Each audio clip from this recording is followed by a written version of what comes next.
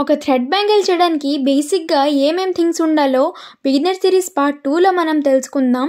వీడియోని లాస్ట్ వరకు చూసేయండి. నెంబర్ 1 బేస్ బ్యాంగిల్ కోసం నేను పార్ట్ 1లో డీటెయిల్డ్గా ఎక్స్ప్లెయిన్ చేశాను. ఎవరైనా చూడకపోతే ఖచ్చితంగా వెళ్ళి ఒకసారి చూడండి.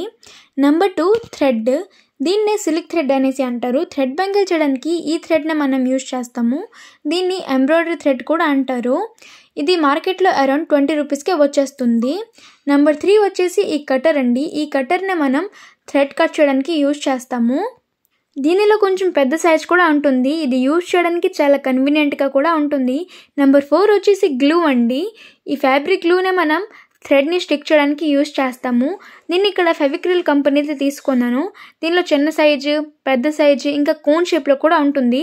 పార్ట్ 3లో థ్రెడ్ని బ్యాంగిల్కి ఎలా పర్ఫెక్ట్గా నీట్గా చుట్టుకోవాలో, వ్రాపింగ్ చేసుకోవాలో అనేది లాంగ్ వీడియో పెడతాను. వీడియో యూస్ఫుల్గా ఉంటే లైక్ చేసి మన ఛానల్ సీ బ్లూమ్స్ని ఇప్పుడే సబ్స్క్రైబ్ చేసుకోండి.